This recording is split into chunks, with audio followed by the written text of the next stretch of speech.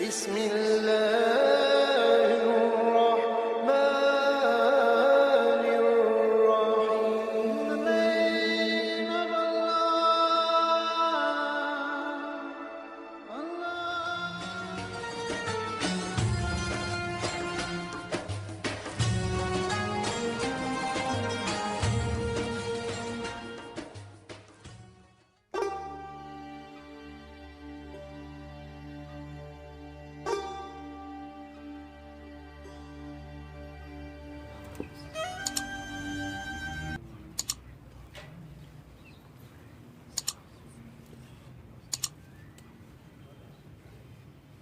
لا حول ولا قوة إلا بالله العلي العظيم. أعوذ بالله من الشيطان اللعين الرجيم. بسم الله الرحمن الرحيم. الحمد لله رب العالمين. الصلاة والسلام على أشرف الأنبياء والمرسلين خاتم النبيين سيدنا ومولانا أبي القاسم محمد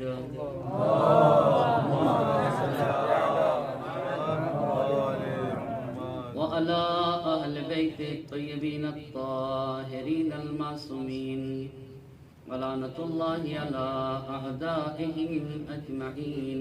أما بعد، فقد قال إمامنا السجاد زين العابدين عليه الصلاة والسلام: اللهم إني أعتذر إليك من مظلوم ظلم بحضرتي فلم أنصره.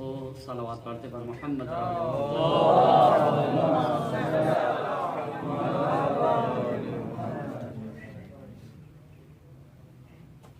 اللہ نے ہر انسان کو مکرم بنایا ہے اور ہر انسان کو عزت نفس دے کر بھیجا ہے. اور عزت نفس و کرامت نفس کا مطلب ہرگز یہ نہیں ہوتا ہے کہ خود وہ انسان محترم ہے اور دوسرے انسان کی کوئی ویلیو نہیں، بلکہ عزت نفس اور کرامت نفس کا مطلب یہ ہوتا ہے کہ گوہر انسانی سے محبت کی جائے، کائنات کی ہر فرد بشر سے محبت کیا جائے. اسی لیے اللہ کے نبی نے یہ ارشاد فرمایا ہے کہ انما المؤمنون فی تراحمہم و تصادسہم بمنزلۃ الجسد الواحد. صاحب ایمان آپسی میل و محبت میں تعاطفہم و تراحمہم بمنزلۃ الجسد الواحد کا آپسی میل و محبت میں صاحبان ایمان ایک جسم کی حیثیت رکھتے ہیں. اذا اشتکا منہ عضو واحد تداعی لہ سائر الجسد بالحمى والسہر. کس طریقے سے اگر جسم کے کسی ایک عضو کو تکلیف پہنچ جائے تو پھر دوسرے عضو کو سکون نہیں ملتا ہے. اگر جسم کا ایک حصہ تکلیف میں ہو تو دوسرے اعضاء کو پھر سکون نہیں ملتا ہے. اللہ کے نبی نے فرمایا کہ یہ بشر، یہ انسان، سارے لوگ آپس میں ایسے ہی ہیں جیسے ایک انسان کے اعضاء و جوارے اس کے لیے ہوتے ہیں. اسی لیے نبی گرامی نے یہ ارشاد فرمایا ہے: الناس سواء کاسنان المشط. لوگ آپس میں ایسے برابر ہیں جیسے کنگھی کے دانت برابر ہوا کرتے ہیں. اسی بات کے پیش نظر رکھتے ہوئے آج کی گفتگو کا عنوان ہے امام سجاد علیہ السلام اور آپسی تعاون و ہمدردی اور اصلاح معاشرہ.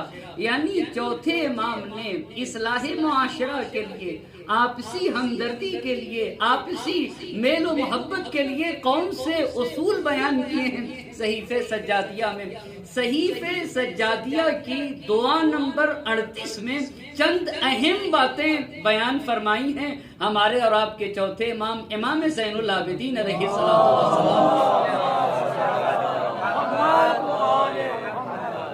جس میں سے سب سے پہلی بات میں اسی ترتیب سے انشاءاللہ آپ کی خدمت میں عرض کرنا چاہوں گا۔ سب سے پہلی بات یہ ہے کہ اگر انسان دل رکھتا ہے اور سماج اور معاشرے میں زندگی گزارتا ہے تو اس کی نگاہوں کے سامنے اگر کوئی مظلوم واقع ہو رہا ہے، کسی کے اوپر ظلم و ستم کیا جا رہا ہے یا کسی کو ستایا جا رہا ہے، تو کیا ایک انسان کو حق بنتا ہے کہ دوسرا انسان خاموشی سے دیکھتا رہے اور یہ کہہ کے گزر جائے کہ بھئی ہم سے کیا مطلب ہے؟ نہیں عزیزان محترم، پہلی تعلیم جو صحیفے سجادیہ کی 38ویں دعا میں کہا کہ جہاں تک ہو سکے انسان کو مظلوم کا ساتھ دینا چاہیے۔ اسی لیے اب آپ دعا کا فقرہ سنیے گا، اللہم انی اعتذر الیک من مظلوم ظلم بحضرتی فلم انصرہ۔ اے میرے اللہ، اگر کسی مظلوم کو میرے سامنے اس کے اوپر ظلم و ستم کیا گیا ہو،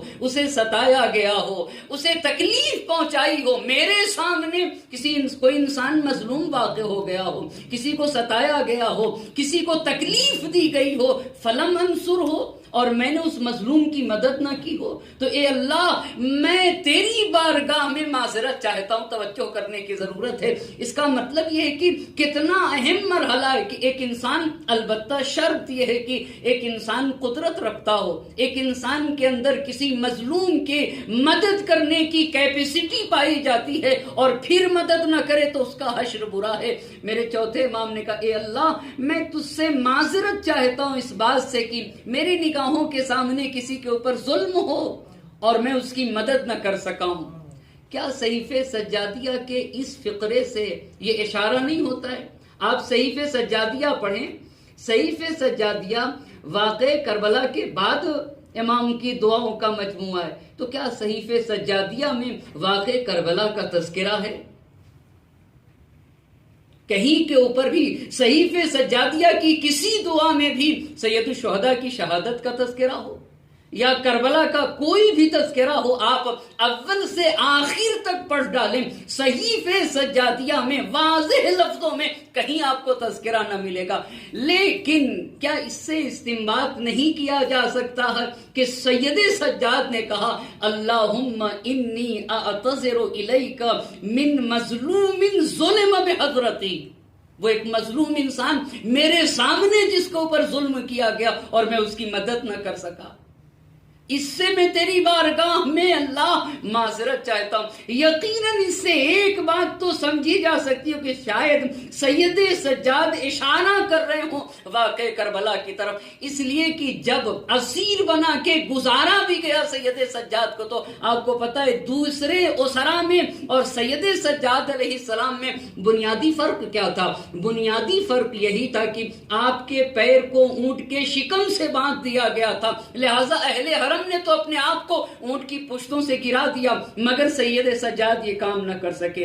اہل حرم نے تو سید الشہداء کے لاشے پہ آنسو بہائے ہیں، مگر سید سجاد اسی اونٹ کی پشت پہ تھے۔ تبھی تو شہزادی زینب کبریٰ سلام اللہ علیہا نے لاش برادر کو چھوڑ دیا اور کہا سید سجاد میں تجھے دیکھ رہی ہوں کہ تمہاری جان، تمہاری روح تمہارے جسم سے نکل رہی ہے۔ توجہ کرنے کی ضرورت ہے۔ بس سماج اور معاشرے کا پہلا اور بنیادی قانون جو چوتھے امام نے بتایا ہے وہ یہی بتایا ہے کہ دیکھو جہاں تک ہو سکے تمہیں مظلوم کی مدد کرنا ہوگی، مظلوم کی حمایت کرنا ہوگی۔ یہی بات تو مولا کائنات حضرت علی ابن ابی طالب علیہ السلام ضربت لگنے کے بعد حسن حسین علیہ السلام کو مخاطب کر کے فرمایا تھا کونا للظالم خصما وللمظلوم عونا۔ اے میرے بیٹے حسن حسین دیکھو کبھی بھی ظالم کا ساتھ نہ دینا۔ توجہ کرنے کی ضرورت ہے، ظالم ظالم ہے، چاہے کسی بھی مسلک کا تعلق رکھتا ہو، کسی بھی مذہب سے تعلق رکھتا ہو، مظلوم مظلوم ہے۔ یہ تعلیم ہے صرف اسلام کے۔ اگر کوئی انسان مظلوم واقع ہو جائے تو یہ نہ دیکھنا کہ کس مسلک کا ہے، کس مذہب کا ہے، کس دین سے اس کا تعلق ہے، صرف اگر مظلوم واقع ہو رہا ہے نا تو تمہاری ذمہ داری بنتی ہے کہ مظلوم کی حمایت کیا جائے، مظلوم کی نصرت کیا جائے، مظلوم کا ساتھ دیا جائے۔ لیکن اگر کوئی ظالم ہے تو وہ ولو یہ کہ تمہارا باپ ہی کیوں نہ ہو، تمہارا بھائی کیوں نہ ہو، تمہارا سگا اپنا ہی کیوں نہ ہو، کہا کبھی بھی ظالم کا ساتھ نہ دینا، دیکھو ہمیشہ مظلوم کا ساتھ دینا۔ ایک صلوات پڑھ دے بر محمد اور آل محمد۔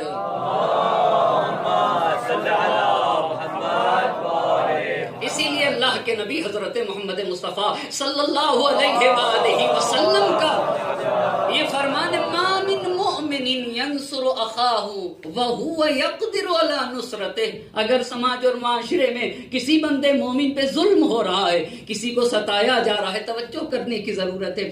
جب ہم لفظ ظلم بولتے ہیں تو ہمارے ذہن میں کیا آتا ہے؟ آپ مجھے انصاف سے بتائیں۔ ہمارے ذہن میں جب ہم ظلم بولتے ہیں تو کیا ہمارے اپنے گھر کا تصور آتا ہے یا نہیں؟ یا نہیں آتا ہے؟ جب ظلم بولتے ہیں تو گھر سے باہر کا تصور آتا ہے، جبکہ گھر میں بھی تو آنا چاہیے۔ بھئی باپ بیٹے پہ ظلم کر رہا ہے، بیٹا باپ پہ ظلم کر رہا ہے، اولاد ماں باپ پہ ظلم کر رہے ہیں، شوہر بیوی پہ ظلم کرتا ہے، بیوی شوہر پہ ظلم کر رہی ہے، کتنے ظلم و ستم ہیں۔ کبھی مظلوم کا ساتھ دینا ہوگا، مظلوم کا توجہ کرنے کی، ایسا نہیں کہ صرف ظلم باہر ہی ہوتا ہے اندر نہیں ہوتا ہے۔ کبھی استاد شاگرد پہ ظلم کرتا ہے، کبھی شاگرد استاد پہ ظلم کرتا ہے، ہر طرح کے ظلم پائے جاتے ہیں۔ کبھی قوم دوسری قوم پہ ظلم کرتی ہے، ایک ملک دوسرے ملک پہ ظلم کرتا ہے، ایک فرد دوسرے فرد پہ ظلم کرتا ہے، توجہ کرنے کی ضرورت۔ کہا جتنی طرح کا ظلم سوچ سکتے ہو، ظالم کا کبھی ساتھ نہ دیا جائے گا، ساتھ ہمیشہ مظلوم کا دینا ہوگا۔ اب میں اللہ کے نبی کی حدیث پڑھتا ہوں کہ ما من مؤمن ینصر اخاہ وہو یقدر علی نصرتہ، اگر سماج اور معاشرے میں کسی بندے مومن پہ ظلم ہو رہا ہے اور دوسرا انسان اس کے اندر قدرت پائی جاتی ہے کہ اس کا دفاع کر سکے، اس کی مدد کر سکے، اور وہ مدد کر دے، تو اللہ کے نبی کا فرمان ہے نصرہ اللہ فی الآخرہ، اللہ اسے انسان کی آخرت میں مدد کرے گا۔ لیکن دوسرا فقرہ غور طلب بات ہے، وما من مؤمن یخذل اخاہ وہو یقدر علی نصرتہ، اگر کسی انسان کے اندر کیپیسٹی پائی جاتی تھی کہ وہ اپنے بھائی کی مدد کر سکتا تھا، وہ اس کی ہیلپ کر سکتا تھا، مظلوم تھا اس کی حمایت کر سکتا تھا، قدرت رکھنے کے باوجود بھی اگر اس نے حمایت نہ کی تو حدیث کہتی ہے خذلہ اللہ فی الدنیا والآخرہ، اللہ اسے دنیا میں بھی رسوا کرے گا اور آخرت میں بھی رسوا کرے گا۔ ایک صلوات پڑھتے بر محمد اور آل محمد۔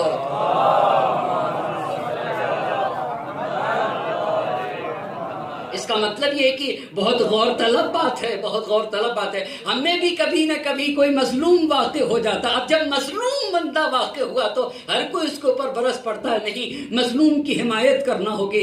یہ پہلی بات ہے کہ مظلوم ہے تو اس کی حمایت کرو۔ اللہم انی اعتذر الیک من مظلوم ظلم بحضرتی فلم انصرہ، اے اللہ اگر کوئی ایسا مرحلہ پیش آ گیا ہو کہ کسی مظلوم کو میرے سامنے اس پہ ظلم کیا گیا ہو اور میں اس کی مدد نہ کر سکا ہوں تو مجھے معاف فرمانا۔ بس پہلا اصول کیا بنا صحیفے سجادیہ کی روشنی میں؟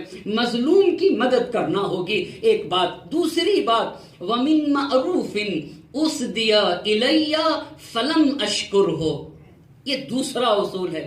بہت سارے لوگ ہمارے اور آپ کے ساتھ نیکیاں کرتے ہیں، تو سماج اور معاشرے میں کب ہمدردی کا جذبہ پیدا ہوگا، کب تعاون کا جذبہ پیدا ہوگا، کب ایک دوسرے کے خیال کرنے کا جذبہ پیدا ہوگا؟ دوسرا قاعدہ یہ ہے کہ اگر کسی نے تمہارے ساتھ نیکی کی ہے تو اس کا شکریہ ادا کرنا نہ بھولا کرو۔ ایک ایک بات پہ توجہ کرنے کی ضرورت ہے، یعنی اگر کسی نے نیکی کی ہے تو اس کا شکریہ ادا کرو۔ شکریہ کیسے ادا ہوگا؟ کبھی عملی شکریہ ہو سکتا ہے، اور اگر عملی شکریہ نہیں ادا کر سکتے ہو نا تو کم سے کم زبانی شکریہ ادا کر سکو۔ یہ تعاون اور ہمدردی اور ایک دوسرے کے محبت میں اضافے کا سبب بنے گا۔ یہی کے اوپر روک کے بات کو عرض کرنا چاہوں گا، آج ہمارے سماج اور معاشرے میں گھریلو اختلاف بہت زیادہ پایا جاتا ہے۔ اگر باہر کا ایک انسان کسی جگہ کے اوپر کسی کو لا کر ایک گلاس پانی دے دے تو طرف کہتا ہے تھینک یو شکریہ، کئی مرتبہ شکریہ ادا کرتا ہے، مگر یہ انسان گھر میں بھول جاتا ہے شکریہ ادا کرنا۔ گھر میں شکریہ ادا کرنا بھول جاتا ہے۔ میں بات کو واضح کرنے کے لیے ضرورت سمجھتا ہوں کہ ممکن ہے کہ ان میں سے بہت سارے لوگ آپ میں سے ابھی موئل نہ ہوں، لیکن آئندہ قریب میں تو انشاءاللہ موئل ہو جائیں گے نا، اس وقت یہ بات فائدہ پہنچائے گی۔ توجہ کرنے کی ضرورت ہے۔ کیا شریک حیات اس بات کا حق نہیں رکھتی ہے کہ اس کا شکریہ ادا کیا جائے؟ میں آپ سے پوچھنا چاہتا ہوں،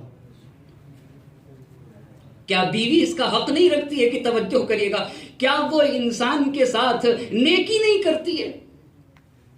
وَمِن مَعْرُوفٍ أُسْدِيَ إِلَيَّ فَلَمْ أَشْكُرْكُ، اے اللہ میں تیری بارگاہ میں عذر خواہ ہوں کہ اگر کسی نے میرے ساتھ نیکی کی ہو اور میں نے اس نیکی کا شکریہ ادا نہ کیا ہو۔ توجہ کرنے کی اشکر لمن انعم علیک، جس نے تمہارے ساتھ نیکی کی ہے نا اس کا شکریہ ادا کر۔ وانعم علی من شکرک، اور جس نے تیرا شکریہ ادا کر دیا اس کے ساتھ حسن سلوک کیا کر۔ توجہ کرنے کی ضرورت ہے۔ آئیے عزیزان محترم روایت کو نقل کرتا ہوں۔ آتا ہے اللہ کے نبی کے پاس ایک شخص، اور آنے کے بعد اللہ کے نبی سے کہتا ہے، اللہ کے نبی، اللہ نے مجھے ایک بڑی نعمت سے نوازا ہے۔ آپ کو پتہ ہے من سعادت المرء المسلم الزوجۃ الصالحہ، ایک خوش نصیب انسان کی پہچان یہ ہے نا کہ اس کے ہاں صالحہ شریک حیات پائی جائے، نیک سیرت شریک حیات پائی جائے۔ توجہ کرنے کی ضرورت ہے۔ کیا جسے ہم اپنی شریک حیات بنا کر لاتے ہیں وہ اس لائق نہیں ہے کہ اس کا شکریہ ادا کیا جائے؟ اگر اس لائق نہیں ہے تو بنایا تھا کس بنیاد کے اوپر؟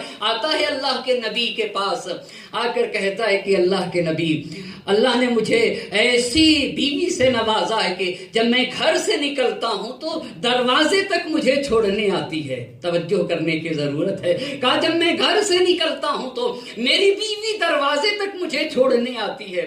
آج تو اگر چائے وائے بھی مل جائے تب بھی بہت غنیمت ہے، اللہ کا شکر کر لینا چاہیے۔ کہا اللہ کے نبی، اگر میں آتا ہوں باہر جاتا ہوں نا تو دروازے تک مجھے چھوڑنے آتی ہے، اور جب میں گھر میں داخل ہوتا ہوں تو دروازے پہ میرا استقبال کرتی ہے، اور جب میں گھر میں غمگین غمزدہ محزون ہو کر بیٹھتا ہوں تو میری بیوی مجھ سے کہتی ہے، توجہ کریے گا، دیکھیے یہ جو دعا ہے نا، ربنا آتنا فی الدنیا حسنہ وفی الآخرۃ حسنہ، یہ تاکید ہے کہ اس دعا کو زیادہ زیادہ دعائے قنوت میں پڑھا کرے۔ کیوں؟ حسنہ میں سے ایک مراد یہی زوجہ صالحہ ہے۔ ربنا آتنا فی الدنیا حسنہ، یہ حسنہ میں سے بہت بڑی نعمت ہے، بہت بڑی نعمت ہے۔ اچھے لوگوں کی کامیابی میں اس کی شریک حیات کا ہاتھ رہا ہے۔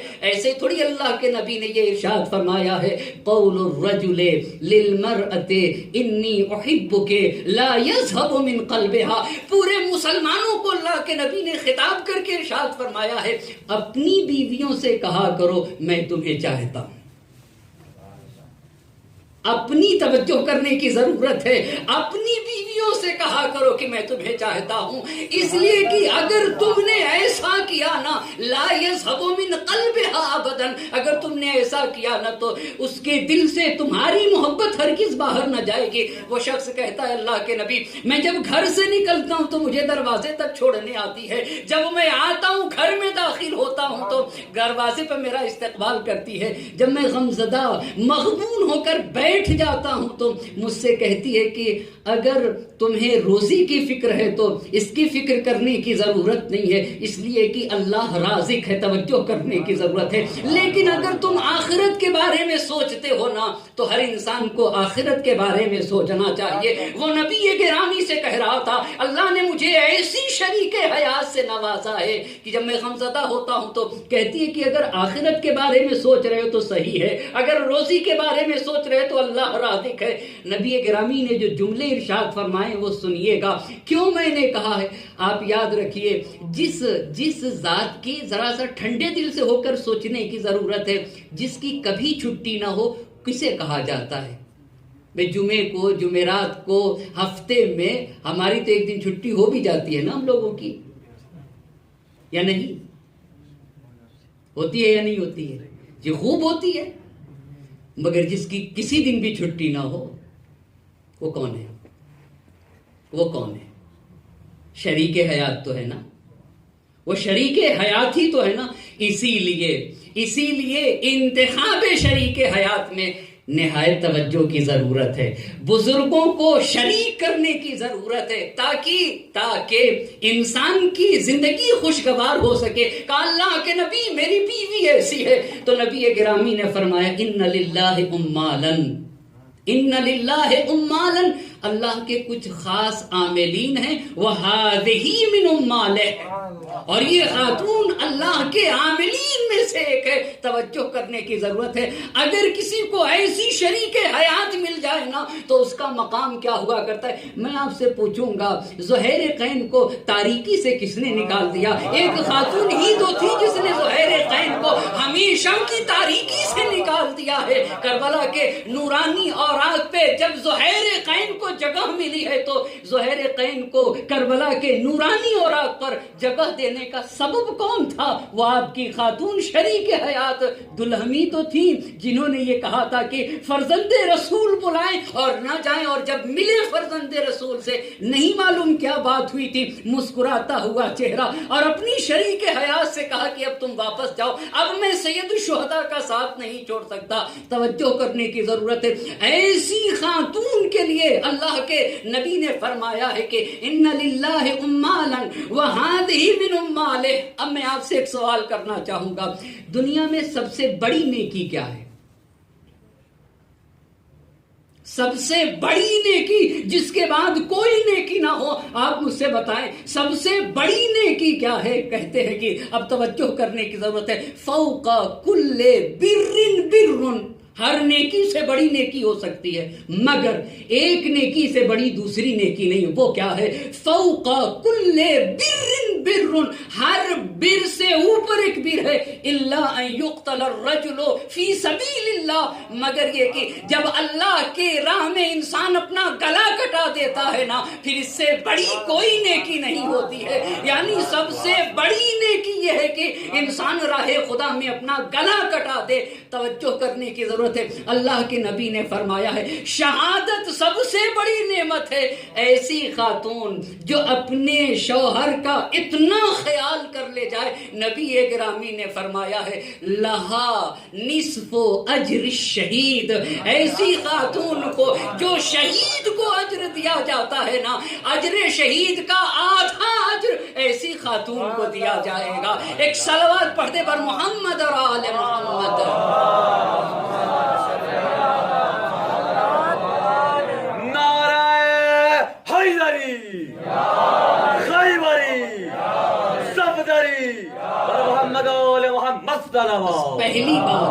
پہلی بات یہ ہوئی کہ مظلوم کا ساتھ دینا چاہیے، یہ پہلی چیز ہے.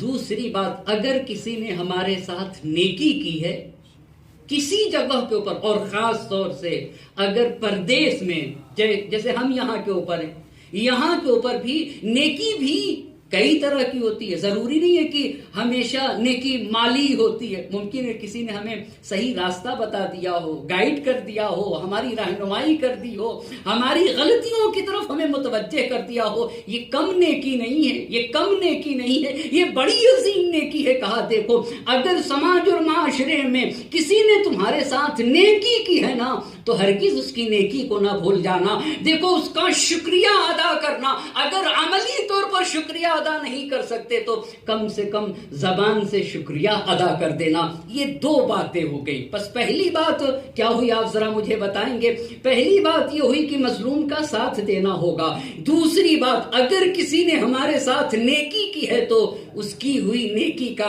شکریہ ادا کرنا نہ بھولے. اگر انسان عملی طور پر اس کی قدردانی نہیں کر سکتا ہے تو کم سے کم اسے زبان سے ضرور شکریہ ادا کرنا چاہیے.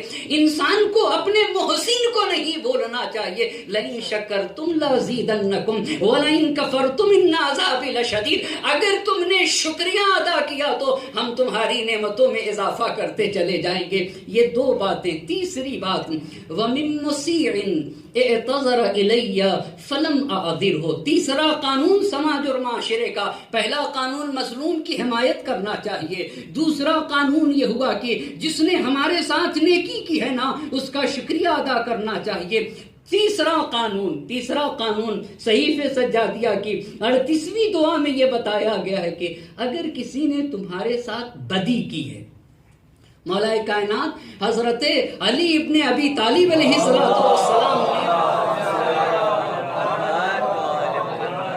امام حسن علیہ السلام سے 10 سوال کیے ہیں، تحف العقول میں یہ موجود ہیں، جس میں سے پہلا سوال آپ کو عرض کرتا چلوں گا کہ پوچھا مولا نے امام حسن علیہ السلام سے فمس سداد، بیٹا سداد کسے کہتے ہیں؟ سداد جیسے قرآن نے کہا ہے وَقُولُوا قَوْلًا سَدِيدًا، بولا کرو نا تو سدید باتیں بولو، مستحکم باتیں کیا کرو، توجہ کرنے کی ضرورت ہے۔ پوچھا کہ مستحکم انسان کسے کہتے ہیں، سداد کسے کہتے ہیں، قوی اور مضبوط شے کسے کہا جاتا ہے؟ تو آپ سنیں گے امام حسن علیہ السلام نے کیا جواب دیا۔ امام حسن علیہ السلام نے فرمایا ہے دفع المنکر بالمعروف، مستحکم انسان اسے کہتے ہیں نا جو بدی کا جواب اچھائی سے دیا کرتا ہے، جو برائی کا جواب نیکی سے دیا کرتا ہے۔ اب توجہ کی ضرورت ہے۔ تیسرا قانون امام بتانا چاہتے ہیں کہ اگر کسی انسان نے تمہارے حق میں بدی کی ہے اور بدی کرنے کے بعد وہ شرمندہ ہو کر آ کے معذرت خواہ ہو اور تم سے معافی مانگے، تو پھر ہمارا کیا وظیفہ بنتا ہے؟ ہمارا کیا وظیفہ بنتا ہے؟ توجہ کی ضرورت ہے۔ اگر کوئی انسان غلطی کر کے معافی مانگنے آ جائے نا تو امام نے کہا ہے کہ اسے فوراً معاف کر دو، اسے فوراً معاف کر دو۔ کیوں عزیزان محترم؟ توجہ کرنے کی ضرورت ہے۔ کہا اگر کسی نے تمہارے سامنے، آپ ذرا دعا کا فقرہ تو دیکھیے گا، اے میرے اللہ میں تیری بارگاہ میں معافی چاہتا ہوں کہ اگر کسی نے میرے ساتھ بدی کی ہو اور بدی کرنے کے بعد آ کر مجھ سے اس نے معافی مانگ لیا ہو اور پھر میں نے اس کے عذر کو قبول نہ کیا ہو تو میں تیری بارگاہ میں معافی مانگتا ہوں۔ توجہ کریے گا، اپنی اس بات کو روک کے اس بات کو عرض کرنا چاہوں گا۔ چوتھے امام زین العابدین علیہ السلام ہے، اور آپ کے ہی ایک رشتہ دار نے آپ کو بھرے مجمع میں برا بھلا کہہ دیا، اور برا بھلا کہنے کے بعد بد کلامی کی چلا گیا۔ امام نے وہاں کچھ بھی نہ کہا، امام نے اپنے ساتھ چند لوگوں کو لیا اور لینے کے بعد کہتے ہیں کہ آؤ چلو میں اس کے گھر کے اوپر جاتا ہوں، میں اس کے دروازے پہ جاتا ہوں۔ اس کے دروازے پہ پہنچے، اس کے گھر پہ پہنچ گئے۔ اب جب دروازہ کھٹکھٹایا تو وہ سمجھ رہا تھا کہ بدلہ لینے آئے ہیں، وہ سمجھ رہا تھا کہ انتقام لینے آئے ہیں، لہٰذا لڑنے کے لیے تیار ہو کر نکلا۔ مگر میرے چوتھے امام نے کہا کہ ابھی تھوڑی دیر پہلے تم نے میرے ساتھ بد کلامی کیا تھا، میرے ساتھ بد سلوکی کیا تھا، دیکھو اگر جو باتیں تم نے کہی ہیں نا وہ باتیں میرے اندر پائی جاتی ہیں تو میں اللہ سے دعا کرتا ہوں اللہ میری غلطیوں کو معاف کر دے، لیکن اگر میرے اندر نہیں پائی جاتی ہیں تو اللہ سے دعا کرتا ہوں کہ اللہ تمہاری غلطیوں کو معاف کر دے۔ امام کا یہ کردار تھا کہ پسینہ ہو کر، شرمندہ ہو کر کہتا ہے کہ آقا جتنی باتیں میں نے کہی تھی نا اس میں سے کوئی ایک بھی آپ کے یہاں نہیں پائی جا رہی تھی، ساری کی ساری باتیں میرے اندر پائی جا رہی تھی۔ توجہ کرنے کی ضرورت ہے۔ کہا اگر کسی انسان نے بدی کی ہو اور آ کر پھر پشیمان ہو کر عذر طلب کرے تو اسے معاف کر دینا۔ معاف کر اس لیے کہ جو انسان آ گیا آپ کے پاس معافی مانگنے کے لیے، یقین مانیے علماء نے لکھا ہے کہ وہ اس بات کا اعتراف کر رہا ہے کہ آپ افضل ہے، آپ نیک ہیں، آپ کے ساتھ یہ خطا نہیں کرنا چاہیے۔ آپ کو میں تاریخ سے مثالیں دوں صرف اسی بات کے اوپر، اگر کسی انسان نے بدی کی ہو اور بدی کرنے کے بعد، کریم انسان کی پہچان یہ ہے کہ اگر کوئی بدی کرے، برائی کرے، غلطی ہوتی ہے نا، غلطی ہونا اتنی بڑی بات نہیں ہے، غلطی کے بعد احساس ندامت کا نہ ہونا یہ سوچنے کی بات ہے، یہ سوچنے کی بات ہے، لیکن غلطی کے بعد اپنی غلطی پہ پشیمان ہونا یہ ہر صفت انسان کا کام ہوا کرتا ہے۔ اسی لیے تو شاعر نے بڑی پیاری بات کہی تھی، قبر ہر پر کوئی اے کاش یہ مصرع لکھ دے، رات دوزخ میں تو جنت میں سحر ہوتی ہے، رات دوزخ میں تو جنت میں سحر ہوتی ہے۔ غلطی انسان سے ہوتی ہوتی ہے، مگر غلطی پہ باقی رہنا یہ پست انسان کا کام ہوا کرتا ہے۔ غلطی پہ پشیمان ہو کر اپنے کو پاک و پاکیزہ کر لینا یہ کریم انسان کا کام ہوا کرتا ہے۔ آپ سے میں پوچھنا چاہوں گا، لجام فرس حسینی پہ کس نے ہاتھ ڈالا تھا؟ جب ڈالا تھا، حر نے ہاتھ ڈالا تھا نا، تو میرے امام نے کہا تھا تیری ماں تیرے غم میں بیٹھے۔ یہ جملہ کیوں کہا تھا، تیری ماں تیرے عزا میں بیٹھے؟ تاکہ جب بھی عرب میں کسی کو کسی غلط کام سے روکنا ہوتا تھا تو یہ جملہ کہا جاتا تھا، تیری ماں تیرے عزا میں بیٹھے۔ تو حر نے کیا کہا تھا، اگر آپ کی ماں فاطمہ نہ ہوتی تو میں بھی یہی جملے کہتا، توجہ کرنے کی ضرورت ہے۔ لیکن یہی حیائے فاطمہ جس نے حر کو نجات دے دیا، مادر حسین سے ایک حیا تھی جس نے حر کو نجات دے دیا تھا، توجہ کریے گا۔ لیکن جب اپنی غلطی پہ پشیمان ہو کر سید الشہداء کی خدمت میں آیا تو میرے آقا نے کیا کہا تھا؟ کیا یہ کہا کہ تیری وجہ سے میرے بچے مشکلات میں گرفتار ہو گئے؟ خدا کی قسم ہرگز کوئی یہ کریم انسان کے صفت کے خلاف بات ہے، ہرگز سید الشہداء نے یہ باتیں نہیں کہی، مگر سید الشہداء نے حر کے ساتھ جو کریمانہ انداز اختیار کیا تھا، خطا کار انسان تھا مگر پشیمان ہو کر آیا ہے، خطا کار انسان تھا مگر شرمندہ ہو کر آیا ہے، خطا کار انسان تھا اپنی غلطیوں پہ نادم ہو کر آیا ہے۔ تو سید الشہداء کی بارگاہ سے جب گیا ہے اور ظالم نے حر کا سر جدا کر کے سید الشہداء کی بارگاہ میں پھینکا ہے، تو روایت نے اور مقتل نے لکھا ہے کہ سید الشہداء نے حر کا سر اٹھا کر اس کے سر سے خاک جدا کر کے یہ جملہ ارشاد فرمایا ہے، ما اخطأت امک اذ سمت کا حرن انت حر فی الدنیا والآخرہ۔ تیری ماں نے کتنا پیارا نام تیرا رکھا تھا، یقیناً تیری ماں نے غلطی نہیں کی ہے، اس لیے کہ تیری ماں نے تیرا نام حر رکھا تھا۔ جب تیری ماں نے تیرا نام حر رکھا تھا تو جہاں تو دنیا میں بھی آزاد ہے اور آخرت میں بھی آزاد ہے۔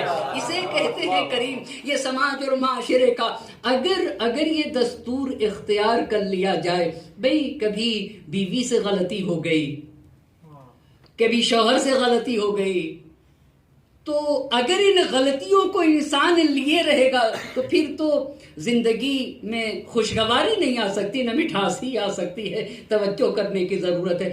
آپ کو بتاؤں، پیغمبر پاک کی حدیث پڑھتا ہوں، خیرکم لأہلہ، تم میں سے سب سے اچھا وہ ہے جو اپنے گھر کا اچھا۔ ایک صلوات پڑھتے بعد محمد اور آل محمد۔ ایک اور صلوات کا سہارا دے بر محمد اور آل محمد۔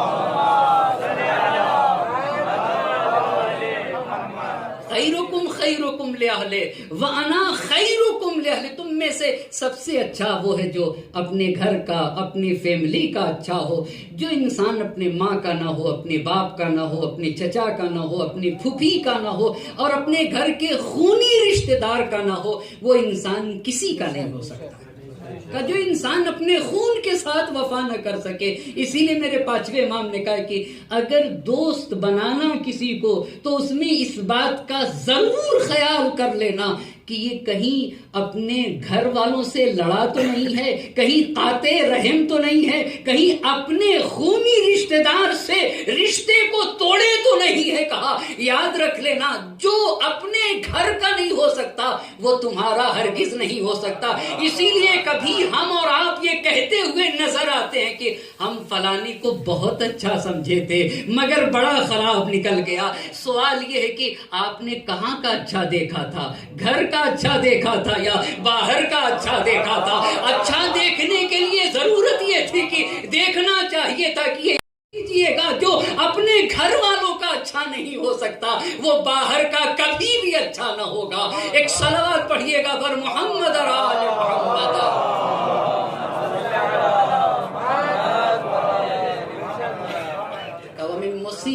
اعتذر الی فلم آذرہ، اے اللہ اگر کسی گنہگار نے میرے شان میں گستاخی کی ہونا، میرے ساتھ بدی کی کی ہو کسی انسان نے اور اس نے آ کر معافی چاہی ہو اور میں نے اسے معاف نہ کیا ہو تو اللہ میں تیری بارگاہ میں معذرت چاہتا ہوں. اس کا مطلب کتنا اہم ہے کہ اگر کوئی شرمندہ ہو کر آ کے معافی مانگے نا تو کریم انسان کی پہچان یہ ہے کہ اصول اس زندگی یہی ہے کہ اسے معاف کر دینا چاہیے. بس میں ایک مرتبہ پھر سے اپنی بات کو تکرار کروں تاکہ آپ کے اذہان میں بھی باقی رہے ساتھ ساتھ میرے ذہنوں میں بھی باقی رہے. پہلی چیز امام نے صحیفے سجادیہ کی 38ویں دعا میں پہلی چیز کیا بتائی ہے؟ مظلوم کا ساتھ دینا ہوگا. یہ پہلی بات بتائی ہے. دوسری بات عرض کیا ہے کہ اگر کسی نے تمہارے ساتھ نیکی کی ہے نا تو دیکھو اس نیکی کو نہ بھولنا. میں ایک مثال دوں, کبھی کبھی غلطی ہو جاتی ہے. یہ انصاف سے بتائیے جن لوگوں نے ہمیں مکتب میں درس پڑھایا, الف بے پڑھایا ہے,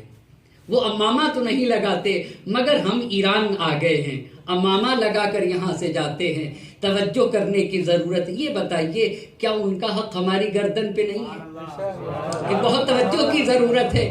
کیا اگر دین کہتا ہے ایک مشکل کہاں پہ ہوئی؟ جہاں شرم کرنا چاہیے وہاں شرم نہیں کی جاتی ہے اور جہاں شرم نہیں کرنا چاہیے وہاں انسان شرم کرتا ہے.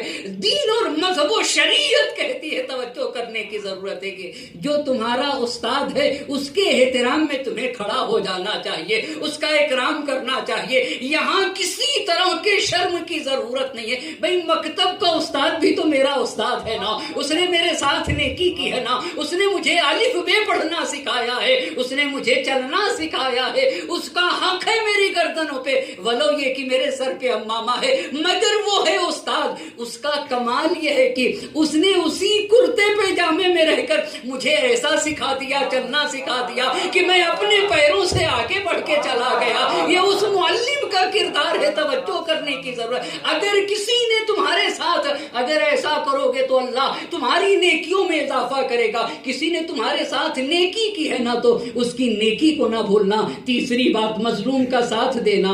جس نے نیکی کی ہے نا اس کی نیکی کا ہمیشہ شکریہ ادا کرنا. اور اگر کسی نے تمہارے ساتھ بدی کر دی ہے توجہ کرنے کی ضرورت ہے اور پھر آ کر معافی مانگ لے تو فوراً معاف کر دینا. اس لیے کہ اللہ کے نبی کا فرمان ہے من لم يقبل العذر من متنسل صادقا کان او قاذبا لم تنلہ شفاعتی. اگر کوئی انسان خطا کرنے کے بعد تمہاری شان میں گستاخی کی تھی, خطا کرنے کے بعد آ کر تم سے معافی مانگے اور اگر تم اسے معاف نہ کرو گے تو قیامت میں میری شفاعت تمہیں شامل حال نہ ہوگی.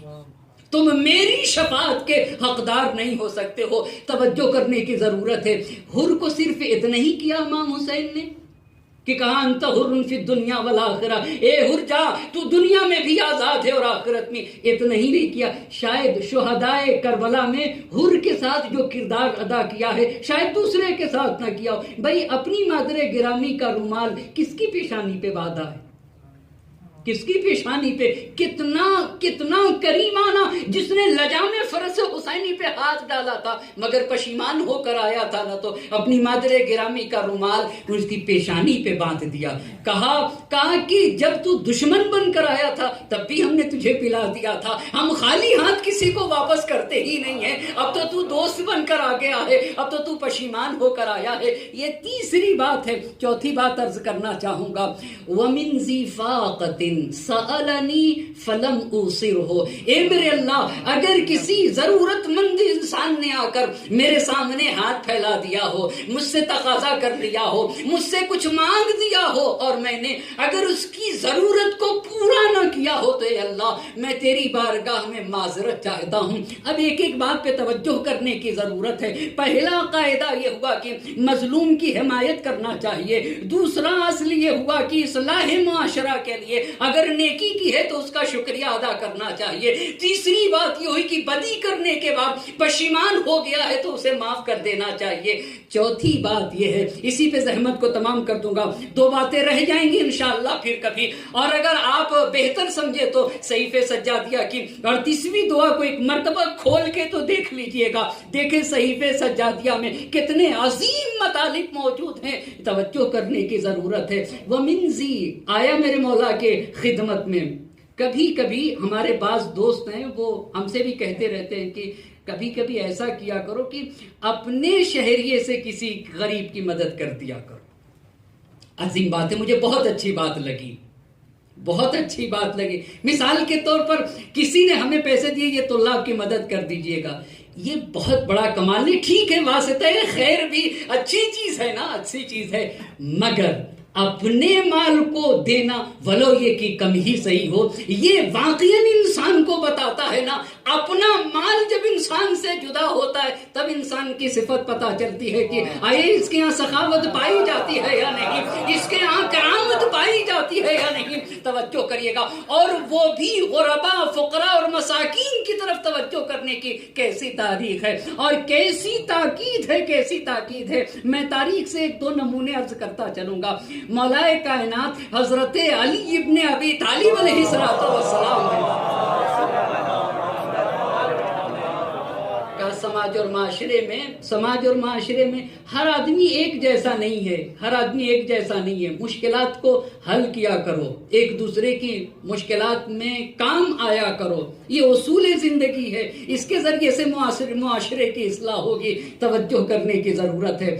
کائنات کے مولا نے آیا جب ایک انسان تو کچھ کہنا چاہتا تھا، مگر مولا کائنات نے کہا سن وجہک، اپنی آبرو کو محفوظ کر لے. مولا نے اسے اجازت نہیں دی کہ اپنی بات کو اپنی زبان پہ جاری کرے. توجہ کرنے کی ضرورت ہے. اس سے نہیں کہا، اس سے یہ منع کر دیا کہ اپنی ضرورت کو زبان سے بیان نہ کر. اگر تو کچھ کہنا چاہتا ہے تو زمین پہ لکھ دے. میرے مولا نے کہا اگر کچھ کہنا چاہتا ہے تو زمین پہ لکھ دے. تو اس شخص نے زمین پر لکھ دیا انی فقیر محتاج، میں فقیر اور محتاج ہوں. توجہ کرنے کی ضرورت ہے. مولا کائنات نے پیغمبر سے کہا اسے دو لباس دے دیے جائیں، بہترین قسم کے دو لباس اس غریب انسان کو دے دیے. جب اس غریب انسان کو دو لباس دیے ہیں نا، بس توجہ کرنے کی ضرورت ہے. غریب انسان کو جب دو لباس دیے تو اس نے مولا کی شان میں کچھ اشعار کہے. جب اشعار کہے تو مولا کائنات نے اسے 100 دینار اور دیے. دینار سونے کے سکے کو کہتے ہیں. 100 دینار اور دیے. ایک بات توجہ کرنے کی ضرورت ہے، کبھی کبھی ایسا ہوتا ہے، مجھے بہت معاف کریے گا مثال دے رہا ہوں. مثال کے طور پر آپ کسی کی مدد کر رہے ہیں اور میں آپ کے پاس ہوں، تو میں دیکھ رہا ہوں کہ آپ ماشاءاللہ سے کریم ہیں اور چاہتے کہ بھئی نہیں، کسی کی مدد کرنا چاہیے تو کم نہیں کرنا چاہیے، اتنا دو کہ اچھی طرح سے جی سکے. میں کھڑا تھا، میں نے دیکھا آپ چاول بانٹ رہے تھے یا کوئی بھی چیز، تو 2 تھیلے 3 تھیلے 4 تھیلے کہ بھائی آپ لے جاؤ تمہارے زیادہ ہے. اب یہ بات مجھے کھلنے لگی. توجہ کرنے کی ضرورت ہے. بھائی بانٹ آپ رہے تھے، دے اسے آپ رہے تھے. میں کہنے لگا بھائی کہے اتنا دے رہے ہو، اتنا نہ دیجئے. سوال ہے کہ کیا مال میرا تھا، میں دے رہا تھا، میری جیب سے جا رہا تھا. بہت توجہ کرنے کی ضرورت ہے، متوجہ رہنے کی ضرورت ہے. کہیں ہم مانے خیر تو نہیں بن جاتے. بعض جگہوں کے اوپر سوچنے کی ضرورت، بھائی کیوں اتنا زیادہ دے رہے ہو؟ بھائی میری جیب سے تو نہیں نہ جا رہا ہے، دینے والا کوئی دے رہا ہے، لینے والا کوئی اور لے رہا ہے. توجہ کی ضرورت ہے. لگتا ہے کہ یہ پہلے سے بات چلی آ رہی ہے. مولا کائنات کی شان میں جب اس نے اشعار پڑھے تو مولا کائنات نے 100 دینار اور وہ بھی سونے کے سکے ہوتے ہیں. تو ایک نے کہا کہ آقا آپ نے تو اتنا دے دیا کہ یہ مالدار ہو گیا. توجہ کی ضرورت ہے. کچھ لوگوں کی یہ بھی عادت رہتی ہے کہ تھوڑا ہی تھوڑا دیا کرو تاکہ ہمیشہ ہمارا محتاج بنا رہے، ہمیشہ ہم سے جڑا رہے، ہمیشہ ہمارے پاس آتا رہے. یہ بھی کریم انسان کی پہچان نہیں ہے، یہ بھی لئیم انسان کی پہچان ہے. جب اس نے کہا آقا آپ نے اسے اتنا زیادہ دے دیا کہ یہ انسان تو مالدار ہو گیا، تو مولا کائنات نے کہا اللہ کے نبی کا فرمان ہے انزل الناس منازلہم.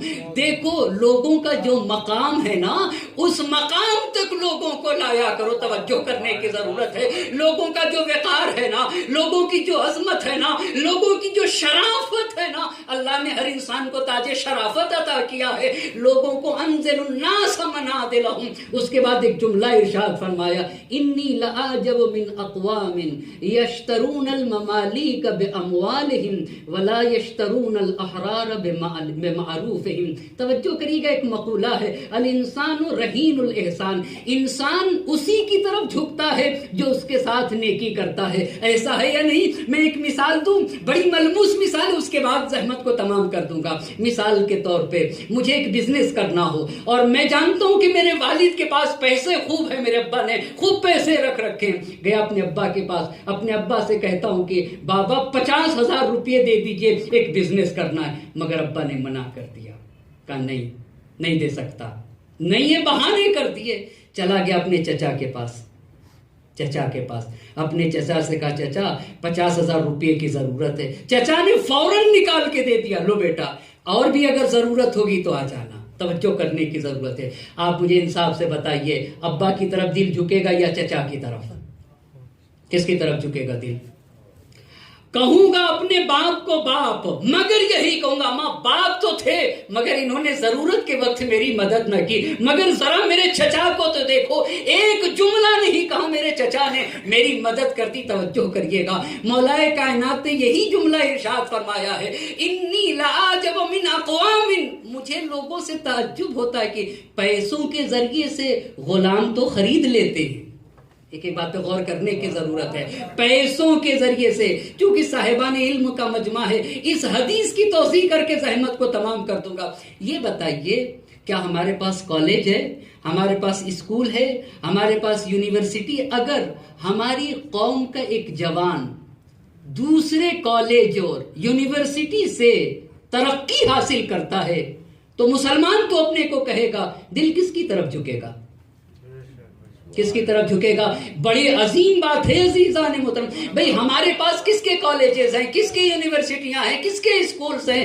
دوسروں ہی کے تو اسکول ہے. کون نجات دیتا ہے؟ ڈاکٹر ہم کہاں سے بنتے، انجینئر ہم کہاں سے بنتے، IAS اور PCS ہم کہاں سے بنتے ہیں؟ اگر کل آنے والی نسل اپنے کو مسلمان کہے اور کہے کہ یہ منبر پر آنے والے لوگ اور مولوی صرف کہتے تھے کہ علم کی فضیلت ہے، علم کی فضیلت ہے، سماج و معاشرے میں نہ اسکول بنایا گیا، نہ یونیورسٹی بنائی گئی، نہ کالجز بنائے گئے، نہ جوانوں کی دنیاوی تعلیم کا انتظام کیا گیا، یہ اپنے کو مسلمان تو کہے گا مگر دل اسی کی طرف جھکے گا جس نے ان کو تاریکی سے نجات دیا ہے، جس کالج میں وہ پڑھا ہوا ہے، جس یونیورسٹی سے اس نے درس حاصل کیا ہے. تو پھر میرے مولا نے کہا کہ انی لعجب من اقوام، مجھے تو ان لوگوں پہ تعجب ہوتا ہے جو مال کے ذریعے سے غلام تو خرید لیتے ہیں مگر اپنی نیکیوں کے ذریعے سے احرار کو نہیں خرید پاتے. یعنی اپنی نیکیوں کے ذریعے سے حر لوگوں کو خرید نہیں پاتے ہیں. لوگوں کے ساتھ نیکیاں کرنا سیکھو تاکہ ان کے دل تمہاری طرف جھکتے چلے جائیں. ایک صلوات پڑھ دیجیے گا بر محمد اور آل محمد. بس عزیزان محترم، زحمت کو تمام کر دے رہا ہوں. بس 4 باتیں آج آپ کی خدمت میں صحیفے سجادیہ کی 38ویں دعا سے عرض کیا ہے، جو آپسی ہمدردی، تعاون اور اصلاح معاشرے کے لیے. میرا ایک چھوٹا سا مشورہ، میرے ایک دوست نے آ کر مجھ سے کہا تھا کہ آغا جوادی عاملی نے ایک دن اپنے درس اخلاق میں حفظہ اللہ نے کہا کہ تعجب ہے کہ طالب علم صحیفے سجادیہ سے آشنا نہیں ہے. تو انہوں نے آ کر کہا، تو انہوں نے کہا کہ بھئی ایسا ہم کرتے ہیں کہ جمعرات جمعہ مباحثہ رکھ لیتے ہیں. صرف ہم نے اور ان لوگوں نے جمعرات جمعہ تھوڑا تھوڑا پڑھا، 1-1 1.5 گھنٹہ، اور مجھے لگتا ہے سال بھر کے اندر بھی دعا شرح کے ساتھ ختم ہو گئی. آپ غور کر رہے ہیں؟ یعنی یہ جمعرات جمعہ بھی بہت بڑی نعمت ہے، بہت بڑی نعمت ہے. 1-1 2 یہ اتنی بڑی تفسیر نمونہ یہ کیسے لکھی گئی ہے؟ یہ کیسے لکھی گئی ہے؟ یہ چہارشنبہ جمعرات یہ 2 دن کی فرصتوں سے لکھی گئی ہے. 20-22 سال کے اندر اسی جمعرات اور جمعہ سے استفادہ کر کے لکھی گئی ہے. بڑی عظیم نعمت ہے، بڑی عظیم نعمت ہے، توجہ کرنے کی ضرورت ہے۔ بس عزیزان محترم، زحمت کو تمام کیا، مظلوم کی حمایت کرنا ہوگی، پہلی بات۔ کسی نے نیکی کیا ہے تو اس کا شکریہ ادا کرنا ہوگا، دوسری بات۔ بدی کرنے کے بعد اگر کوئی پشیمان ہو جائے تو اس کو معاف کر دینا ہوگا، چوتھی بات، ضرورت مند کی ضرورت کو پورا کرنا ہوگا اپنی توانائی کے مطابق۔ اسی لیے میرے امام نے اللہ کی بارگاہ میں مناجات کر کے اللہ سے مناجات میں یہ کہا، اے اللہ مجھے معاف کر دینا، اگر کوئی ضرورت مند انسان نے آ کر مجھ سے تقاضا کیا فلم اوصر ہو، میں نے اس کی ضرورت کو اپنی ضرورت پر مقدم نہ کیا ہو۔ امام حسن علیہ السلام نے بہشتی انسانوں کے جو انبیاء کے ساتھ رہیں گے جو صفات بیان کی ہے، ان صفات میں یہی بیان کیا ہے، وَيُؤْثِرُونَ عَلَىٰ أَنفُسِهِمْ وَلَوْ كَانَ بِهِمْ خَصَاصَةٌ۔ کچھ لوگ ایسے ہیں جو دوسروں کو اپنے اوپر مقدم کر دیا کرتے ہیں۔ میرے امام نے بھی یہی بتایا تھا، يُوَقِّرُونَ الْكَبِيرَ يَرْحَمُونَ الصَّغِيرَ وَيُؤْثِرُونَ ذَا الْحَاجَةِ۔ پس عزیزان محترم، اگر اس ایثار کی عملی تصویر دیکھنا ہے نا تو کربلا کے میدان میں دیکھنا ہوگا، جب زہرا کا لال اپنے اصحاب سے سید الشہداء کہہ رہے تھے کہ لو میں چراغ کو گل کر دیتا ہوں، تمہیں جسے جانا ہے چلا جائے، مگر کوئی بھی سید الشہداء کو چھوڑ کے نہ جا رہا تھا، اور کہہ رہا تھا کہ سید الشہداء سے ہر انسان یہ کہہ رہا تھا کہ میرے آقا آپ کے بغیر زندگی کا کوئی معنی و مفہوم نہیں ہے نا، زندگی معنی و مفہوم نہیں رکھتی ہے کہ اگر حسین آب حیات ہے نا تو اس آب حیات کے مچھلیوں کو اصحاب حسینی کہا جاتا ہے۔ شب عاشور گزر گئی، روز عاشور نمودار ہو گیا، ظہر عاشور آ گیا، اللہ اللہ آپ کو کسی غم میں نہ رلائے سوائے غم سید الشہداء کے۔ کسی صحابی نے سید الشہداء سے کہا کہ آقا نماز ظہر کا وقت ہے، ہم چاہتے ہیں کہ آخری نماز کو آپ کی اقتداء میں پڑھ لیں، اجرکم اللہ۔ حسین کے دو صحابی حسین کے آگے کھڑے ہو گئے، تیروں کو اپنے سینوں پہ روک رہے تھے، اور روکتے روکتے جب زخمی ہو کے کربلا کی زمین پہ گرے ہیں نا تو کہہ رہے تھے کہ اوفیت یا ابن رسول اللہ، اے فرزند رسول، کیا آپ سے کیے ہوئے وعدے کو ہم نے پورا کر دیا؟ اجرکم اللہ۔ حسین کے اصحاب راہ خدا میں کام آ چکے، لاش شہداء کربلا کی زمین پہ پڑی ہوئی تھی۔ نظر الحسین یمینا و شمالا، حسین نے دائیں دیکھا بائیں دیکھ لیا، ایک مرتبہ در خیمہ پہ آ گئے، آنے کے بعد آواز دینے لگے، یا سکینہ یا رقیہ یا رباب علیکن منی سلام، اے سکینہ تم پہ میرا سلام ہو، رباب تم پہ میرا سلام ہو، زینب ام کلثوم تم پہ میرا آخری سلام ہو، اجرکم اللہ۔ حسین سلام آخر کر رہے تھے، سکینہ روتے ہوئے آ گئی۔ ایک مرتبہ حسین نے سکینہ کو اپنے سینے سے لگا لیا، سکینہ رو رہی تھی، حسین اپنے آنسو کو، سکینہ کے آنسو کو اپنے آستین سے پوچھ رہے تھے۔ حسین کہہ رہے تھے، اے میری لال سکینہ، میرے بعد تمہیں بہت رونا ہوگا، میری لال سکینہ، جب تم روتی ہو نا میرا جگر پاش پاش ہو جاتا ہے، میری لال سکینہ، میری شہادت کے بعد تمہیں زیادہ رونا ہوگا، اجرکم اللہ۔ حسین گھوڑے پہ سوار ہو گئے، اسب بابا آگے نہیں بڑھ رہا تھا، کیا دیکھا؟ سکینہ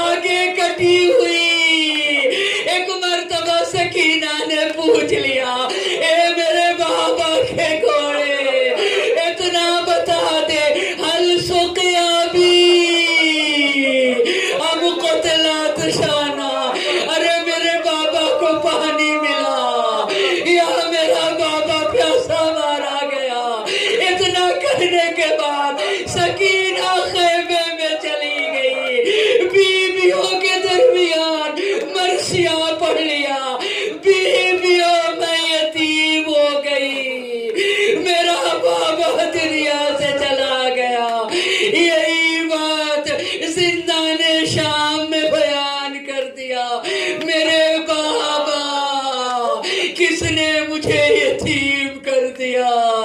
میرے بابا، ایک بچی اپنے باپ کے بغیر کیسے رہ سکتی ہے؟